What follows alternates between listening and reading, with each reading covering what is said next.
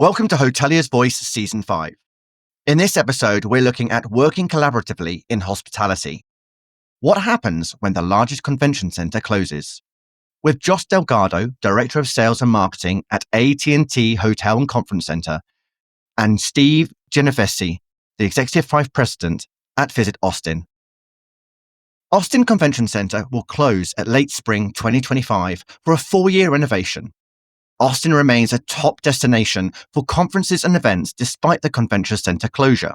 Hotels across the city have been taking steps to mitigate the impact and potentially capitalize on new opportunities by working together and creating the University Hotel Collection. Among them, the AT&T Hotel and Conference Center has been particularly proactive, with a comprehensive $30 million renovation modernizing the hotel's 85,000 plus square feet of meeting space. We'll look at how the hotel sector is responding and how to keep Austin a destination of choice for MICE business. Hoteliers Voice from Travel Market Life, exploring opportunity in hospitality with Ryan Haynes. Hear from the people making a difference, from revenue to operations, marketing to digitalization. Learn the thinking behind their decisions. So up first, we are joined by Steve Genovesi, the Executive Vice President at Visit Austin. Steve, thanks ever so much for joining us. This is a really interesting development that's happening in Austin. First, I'd love to hear, tell us about Austin itself. Well, thank you for having me. Very much appreciate it. Austin is one of those cities that has been growing in popularity through the years. Formula One came in and really made it an international destination, South by Southwest. And we have now become quite a meetings destination with over 100% increase in hotel rooms downtown in the past 8 to 9 years. So huge increase in hotel demand. And the city itself, half of our downtown is the University of Texas. So you've got a great young professional college vibe. It's a huge tech community. Some people call it the Silicon Hills. Certainly Michael Dell started his computer company in his dorm at University of Texas. And that has just grown to major presence with Tesla, of course, Facebook, Meta, I should say, and VRBO, Verbo, Google, and so forth. So certainly our economic diversity of companies is strong, and we've gotten through the pandemic quite well. And tourism is the number 3 employer in the city. We get a lot of vacationers coming in from Dallas, Houston, and of course abroad to take in the live music. We consider ourselves the live music capital of the world. So people take in the live music, and now we even have Michelin star restaurants awarded. So there's a lot of reasons to come to Austin, and look forward to talking to you further. Wow, that's fascinating. How big and how vibrant Austin is. So much economic activity happening in the city, and certainly a benefit to the hospitality industry. So let's dive into, why is this convention center closing and why for so long?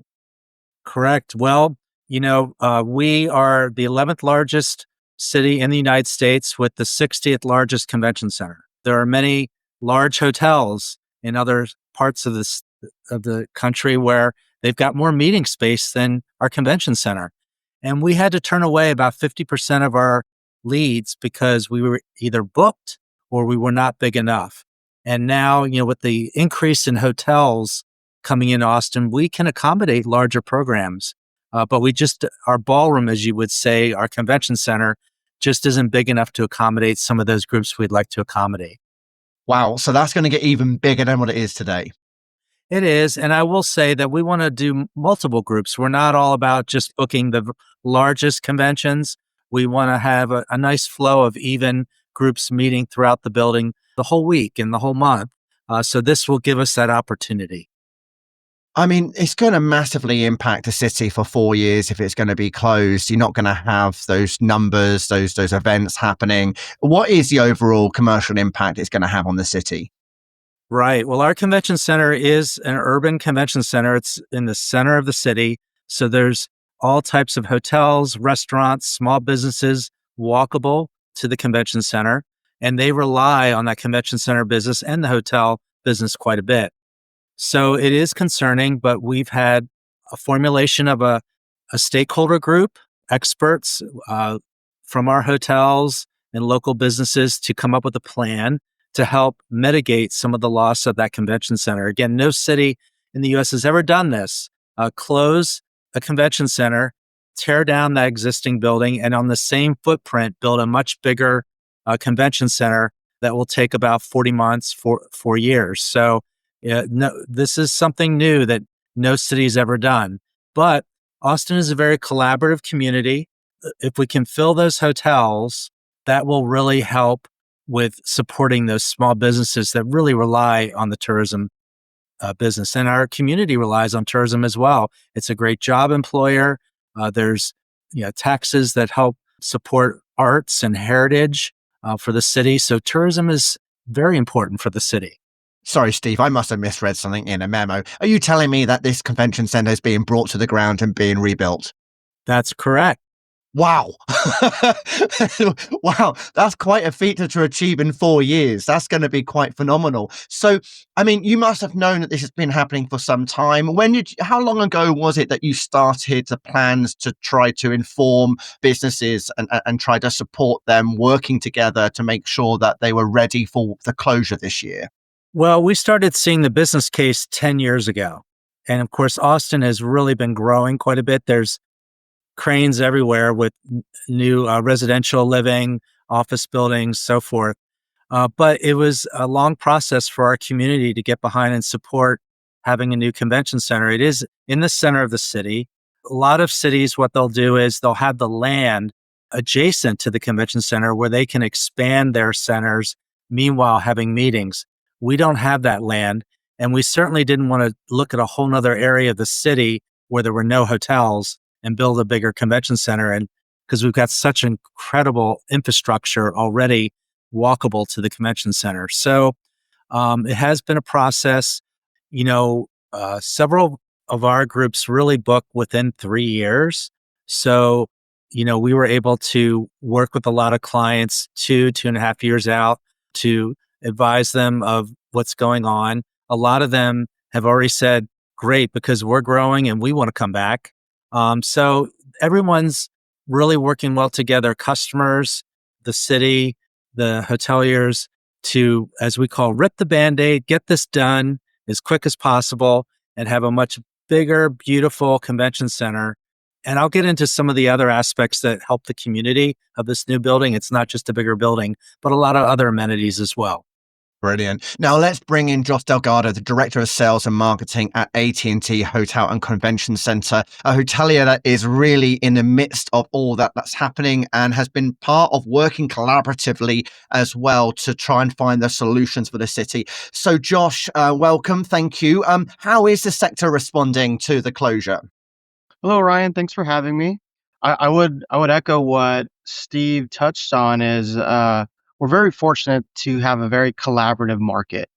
The city is thriving, and that helps, right? We're all on the same page, and the city did a great job of bringing together some hoteliers who oversee and manage some of these large properties that kind of drive and move the needle for the city from a MICE standpoint, right? And one of those things was creating a board that came up with a strategic plan on how we do that, and that turned into what we call campus style events.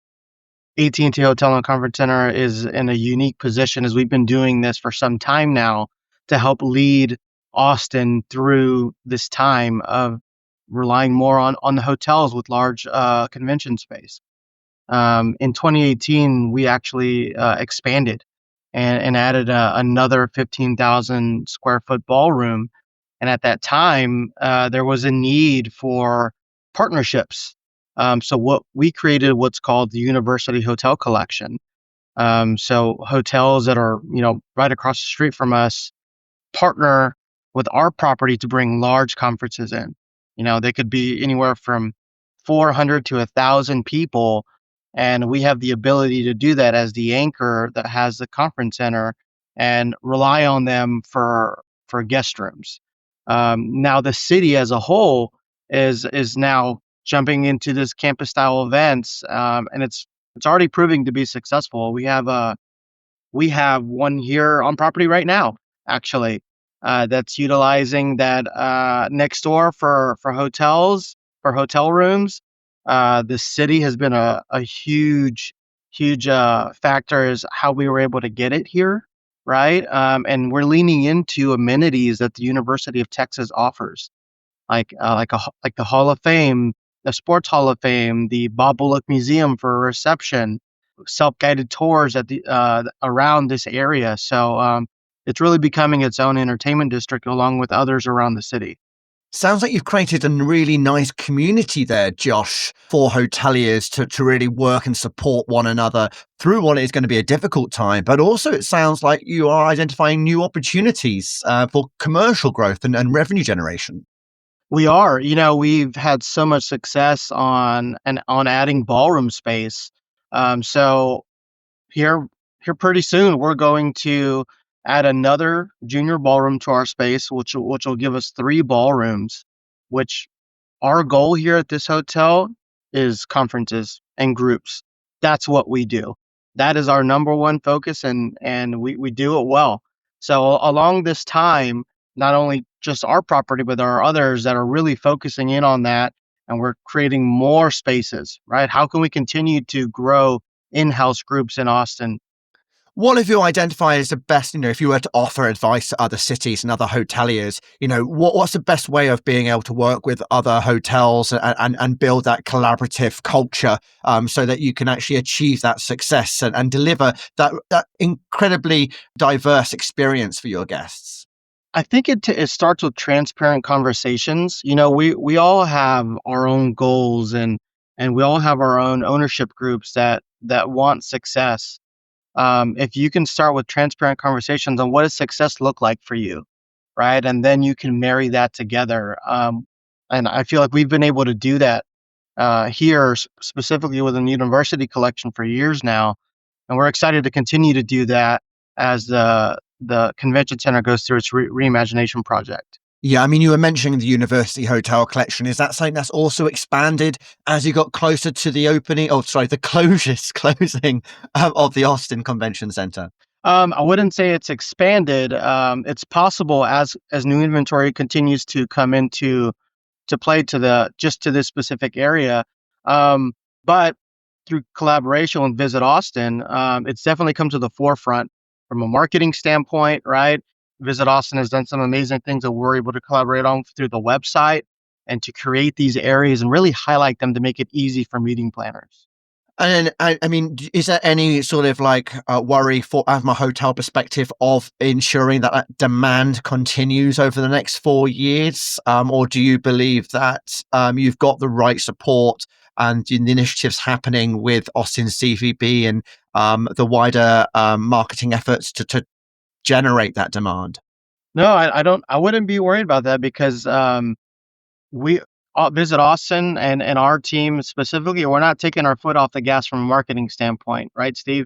We're finding ways to continue to fill the hotels and what we can do, and we're pushing marketing even harder. Excellent. That's wonderful. Now, Steve, tell us a bit more about what Austin CVB is doing to ensure that destination is in consideration for business and leisure and corporate groups. Well, we've been very fortunate. We have been kind of that new city that a lot of clients would like to go to. People have heard good things about Austin. They get excited to come to Austin. And we feel like when we get this product done, when somebody says, what's the new city to check out? It's going to be Austin again. So we're fortunate there. We still have very strong demand for our leads. We're one of the top 10 in the country. And, somebody asked me, well, what are your folks doing? We actually added staff because we just need to book. The leads are smaller, of course. So we just need to book more groups to try to mitigate that loss of those hotel room nights and that business for the convention center. It gets back to this topic of compression, because the more the city is sold out, then the better everybody does. Hotels outside downtown and businesses outside downtown, want downtown full. And then as you get into that funnel, it's it when there's compression, that adds into more revenue, more occupancy, which the hotel owners love. So that's what we're building. We're grouping up, as you would say. I think that's as an industry as a whole, anyway. In other cities, everyone's talking about we need to book more groups versus relying on business travel transient as much, even on weekends, because we have such huge supply and demand. So booking more groups, we're offering incentives. We have some high peak times and some slower times. So we definitely are offering incentives where we've been bringing people into our incredible airport that, by the way, is also doubling in size, and getting them, if we get them on a site visit, we have a very high percentage of clients that decide to book Austin. So half your efforts is just to get clients in to see the city and then show them an authentic experience what Austin can offer. It's all happening in Austin with a bigger airport as well. It's incredible. So, I mean, Josh, let's just look at sort of like the hotel market at the moment, if you don't mind. So we got a bit of a picture there. Corporate travel was meant to have sort of come back at the end of 2024, following, the pandemic. You've mentioned the pandemic a couple of times. Sort of how are rates performing in Austin, and the type of business that you're getting? To give us a bit of a picture there, how things changed and how, as a hotel industry, you guys have had to adapt over the last few years. Sure. I would say that because of the economic diversity of Austin, and being so tech forward, we've fared much better than most. We've found ways, to continue to meet, and we've seen the demand just go through the roof, and that hasn't changed for Austin, and it hasn't for some time. I would say that we're very corporate heavy. We are a destination for those types of groups that seek innovation. I would say that's one of the roots to our city. That and creativity. A lot of national and international association love to meet in Austin.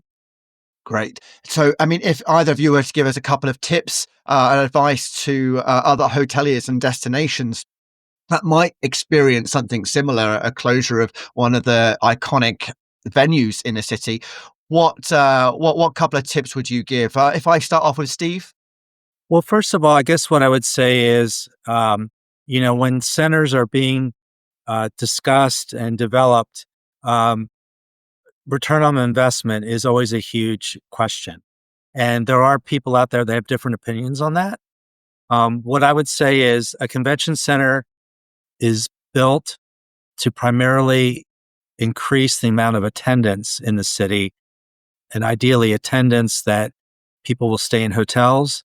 They'll spend their money not only in the hotel, but in small businesses, restaurants. And fortunately now we're able to continue to track that visitor journey through various ways so that we can really see the return on investment and how, for example, we say that in tourism in Austin saves the average Austinite $1,200 a year in their property taxes. For this, if you wanted the same services in Austin as a resident, you would have to pay $1,200 more if not for tourism. And your favorite restaurant that you love to go to on the weekend, well, how are they staying afloat on a Monday night? That convention business is huge as a layer to make a sustainable, vibrant downtown. So what I would say is really understand the ROI of your center and how it impacts the visitor journey, and make sure the community realizes that. And I think our city does. Excellent. And over to you, Josh. I think from a hotelier standpoint, when you're facing, a closure of your convention center, you really have to get outside your four walls. You have to start having conversations with the community and start figuring out, along with the collaboration of the DMO, how do we keep the doors open and how do we keep demand up and how do we work off of each other, especially off of our strengths. That's wonderful. Both Josh, Steve, thank you ever so much for joining me today and explaining a bit more about what's happening with Austin and the closure of the convention center. Thank you. Thank you for having us. So that was Steve Genovesi, the Executive Vice President at Visit Austin, and Josh Delgado, the Director of Sales and Marketing at AT&T Hotel and Conference Center, as part of Hoteliers Voice Season 5. You can check out all our episodes as part of Hoteliers Voice on travelmarket.life or through your podcast channel of choice, be it Spotify, Apple, etc., etc. I've been your host, Ryan Haynes. Thanks for listening. Ciao for now. For more, go to Travel Market Life. The music Sensation by Zach Nelson is reproduced under license from Storyblocks. Travel Market Life is a Haynes Marcoms digital marketing agency production, serving the travel and technology industries.